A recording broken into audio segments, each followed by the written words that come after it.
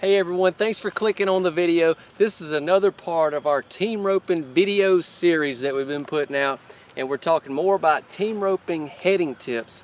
And today it's all about the focal point. What I do when I'm in the box and outside of the arena that helps me be able to have a higher catching percentage. That's what we want. We want to be able to go out there and catch every steer that we run. So let's not waste any time. Let's get right into the video. Okay, so there's two different things that I'm going to talk about, and I believe both of them are very important. I would say the second one is going to be a little more crucial. That's why I put it at the end, so you'd stick with me. But the first thing that I'm going to talk about is what I'm actually looking at when I'm in the box and when I'm going down the pen, okay? This is very important, and when I make these videos, I'm just thinking about things that I do that have been able to help me and that I could share on my YouTube channel and be like, hey, this is something that can really help a header, and it really helped me as far as what I actually look at and pay attention to when I'm in the box. Okay, so I'm going to get the camera. Okay, I'm going to simulate as if I was in the head box. This is me looking at the steer inside of the box, and this is something that I started focusing on that has tremendously helped me have a higher catching percentage. I've heard a lot of different things on what you need to look at the steer and this and that, but by far this has been the best for me. So once I know my heeler's ready and I'm getting ready to nod, this also helps me get a better start just by paying attention to this one little thing, and it's basically that silver buckle on the side of the horn wrap. That's almost inside of the middle of the steer's head. I've heard a lot of different people say, you know, like, oh, you need to focus on the base of that right horn or the bottom of that left horn or this and that, so many different things. But the truth is, you want to throw your rope right directly at the steer's head. And so I focused on that silver buckle.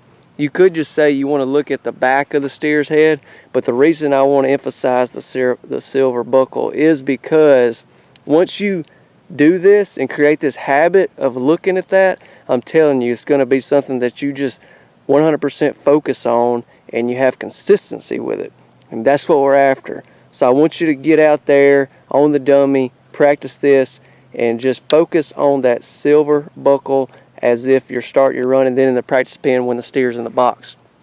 And now also, once we nod our head and when the steer's coming out, I want you to stay focused on that silver buckle. That's the one thing, besides the other thing I'm going to tell you, that I'm thinking about as the run's going. That's all I'm looking at, is that silver buckle, okay? That's all I'm focusing on, because the reality is, it really don't matter how good we get out, which I think is important, but it really don't matter if we can't catch the steer. Am I right? So I want you to start practicing that on the dummy and the practice pen. Focus on that silver buckle in the box, and then when you nod your head, you just continue to follow that silver buckle all the way till you deliver your head rope. Okay, the second focal point of my run, what I'm thinking about, where my focus is at in the head run, is I've got my eyes on that buckle, right? And okay, you're backed in the head box like this right here. You're setting up. What I want you to do is take this right shoulder and go back just a little bit. Turn to the side. This is straight. I want you to bring that right shoulder back just a little bit. The goal is you want to keep this left hand and this left shoulder up in front of this right shoulder just a little bit. And what that does, that keeps you from opening up your body, and it keeps you back. And you've got all that power. I talked in another video about power and control of your rope that probably comes at the end of this video. You need to check that out as well. But that's huge, because what happens is most headers is, if we're not thinking about it, we start opening ourselves up, which is going to get your left hand going out here and get your horse ducking on you. You got no power, no control.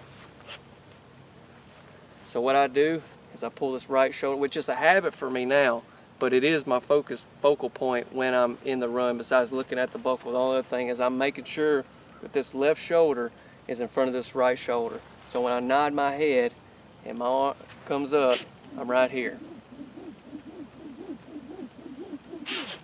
And by doing that, I've still got all my power, and I'm looking at that silver buckle, and it's a solid run, and my catching percentage is higher. That's what we're after. I'm gonna run a couple for you. Not actually gonna run a couple, but you know what I mean.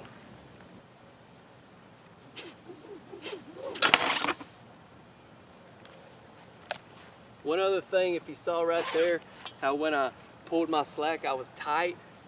I've got another video talking about that. Check that out as well. One more run, I'm gonna share one last thing with you.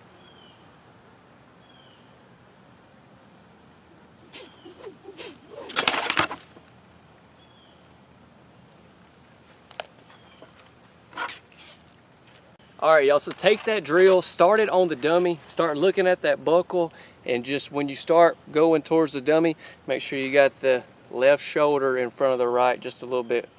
Okay, do that for a little while and then transfer it to the practice pin. And then I'm gonna tell you what, you're gonna start catching every steer. You know what, share this video with somebody that needs this, okay? Do that for me. Take the link, copy it, and share it with somebody. And if you haven't subscribed to the channel, man, what are you doing? Subscribe. Like this video, check out our merchandise, riderclothingcompany.com. We got caps, sunglasses, lightweight polarized sunglasses. All right, guys, I'm gonna talk to y'all soon.